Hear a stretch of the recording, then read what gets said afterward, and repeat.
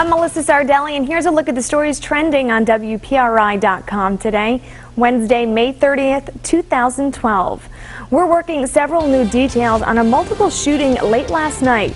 We're learning more about the victims attacked in the incident.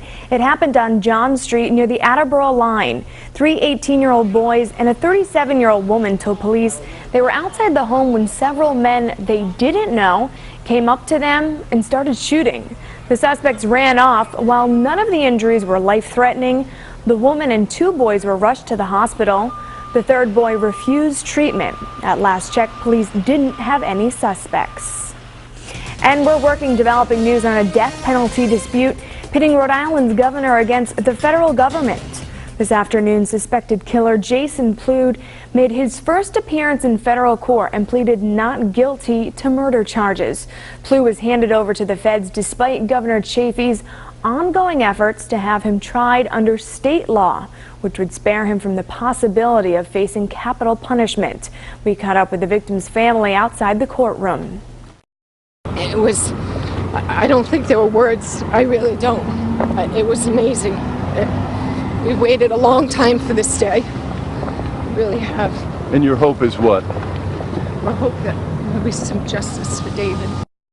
Plude is accused of shooting David Main of Lincoln to death outside a Woonsocket bank back in 2010.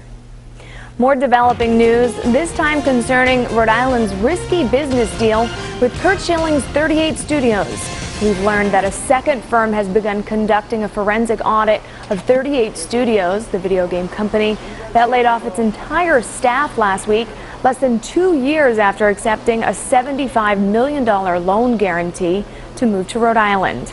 At a news conference today, Governor Lincoln Chafee said he wants to know what kind of investments were made and where the money went. There are a lot of questions still out there, and that's why you do an audit. And let's find out all the financial information and make sure we're dealing with facts rather than guesses. A 6th EDC member, Stephen Lang, has resigned, reducing the board down to half its size it once was.